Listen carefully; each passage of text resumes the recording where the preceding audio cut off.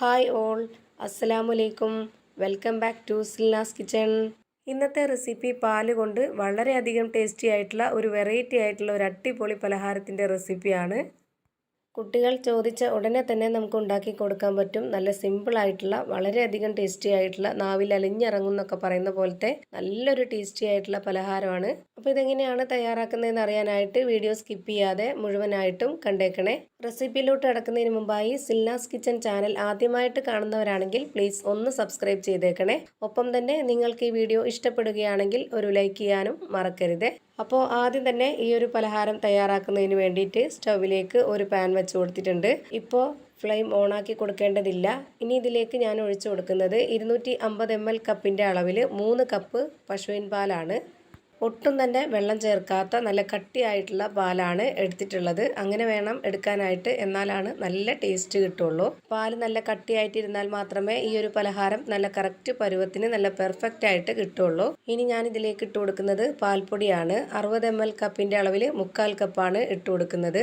ഈ ഒരു കപ്പ് മുഴുവനായിട്ട് ഇട്ട് കൊടുത്താലും കുഴപ്പമൊന്നുമില്ല. പിന്നെ ഇനി ഇതിലേക്ക് വേണ്ടത് അരിപ്പൊടിയാണ്. 1/2 കപ്പ് അളവിൽ നിറയെ എടുത്തിട്ടുണ്ട്. വറുത്ത അരിപ്പൊടി തന്നെ എടുക്കാൻ വേണ്ടി നോക്കുക. ഞാൻ ഇതിലേക്ക് ഇട്ട് കൊടുക്കുന്നത് വറുത്ത അരിപ്പൊടിയാണ്.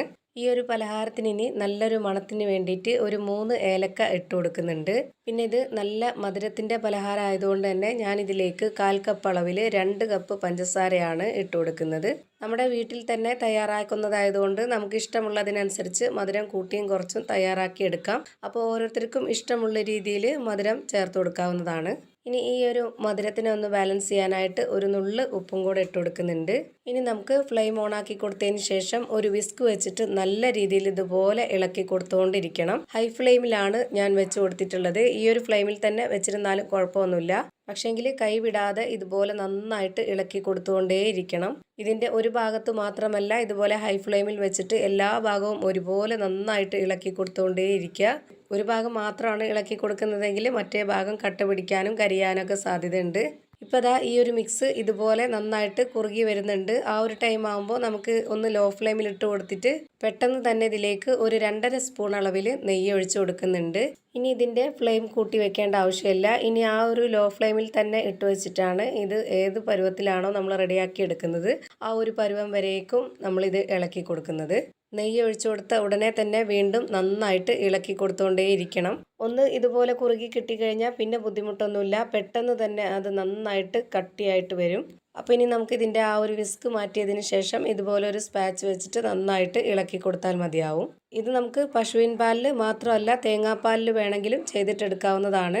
തേങ്ങാപ്പാലിലാണ് ചെയ്തെടുക്കുന്നതെങ്കിലും ഒട്ടും തന്നെ വെള്ളം ചേർക്കാത്ത നല്ല കട്ടിയായിട്ടുള്ള 250 ml കപ്പിൻ്റെ അളവിൽ 3 കപ്പ് പാലിൽ തന്നെ ഇതേ അളവിൽ ബാക്കിയുള്ള എല്ലാ ഇൻഗ്രീഡിയൻസിൻ്റെ അളവും എടുത്തുകൊണ്ട് ചെയ്തെടുക്കുക. അപ്പോൾ ഇതേപോലെ തന്നെ നല്ല പെർഫെക്റ്റ് ആയിട്ടുള്ള നല്ല സോഫ്റ്റ് ആയിട്ടുള്ള നല്ലൊരു പലഹാരം റെഡിയായി കിട്ടും.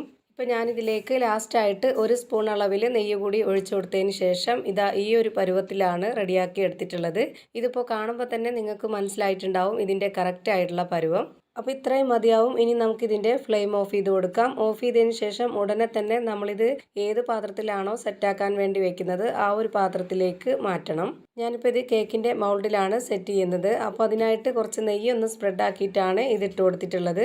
ഇനി ഇത് കറക്റ്റ് നല്ലൊരു ഷേപ്പിൽ കിട്ടാൻ വേണ്ടിയിട്ട് ഞാൻ ഇതുപോലൊരു സ്പാച്ച് വെച്ചിട്ട് നന്നായിട്ട് കറക്റ്റ് ലെവൽ ചെയ്ത് കൊടുക്കുന്നുണ്ട്. 2-3 മണിക്കൂർ ഇതേപോലെ തന്നെ വെച്ചിരുന്നതിന് ശേഷം പിന്നീട് നമുക്ക് എടുത്തിട്ട് നമുക്ക് ഇഷ്ടമുള്ള ഷേപ്പിൽ വലിപ്പത്തിലൊക്കെ കട്ട് ചെയ്തെടുത്ത് കഴിക്കാവുന്നതാണ്. നമ്മുടെ വീട്ടിൽ സ്ഥിരമായിട്ടുള്ള ഒന്നാണ് പാലും അരിപ്പൊടിയും ബാക്കിയുള്ള എല്ലാ ഇൻഗ്രീഡിയൻസും. അപ്പോൾ ഇതുപോലെ ഒരു തവണയെങ്കിലും നിങ്ങളുടെ കുട്ടികൾക്കൊന്ന് തയ്യാറാക്കി കൊടുത്തു നോക്കുക. തീർച്ചയായിട്ടും എല്ലാവർക്കും ഇഷ്ടമാവും. അപ്പോൾ ഇത്രയേ ഉള്ളൂ ഇന്നത്തെ വീഡിയോ. വീഡിയോ ഇഷ്ടമായാൽ ലൈക്ക് ചെയ്യാനും കമൻറ്റ് ചെയ്യാനും ഷെയർ ചെയ്യാനും മറക്കരുത്. ഞാനിടുന്ന വീഡിയോസ് ഉടനടി കിട്ടുന്നതിന് വേണ്ടി സബ്സ്ക്രൈബ് ചെയ്ത് ബെല്ലൈക്കൺ അമർത്തി അതിൽ ഓൾ എന്ന ഓപ്ഷൻ എനേബിൾ ചെയ്ത് കൊടുക്കാനും മറക്കരുത്. പുതിയ ഒരു വീഡിയോയുമായി വീണ്ടും വരും. Thank you for watching.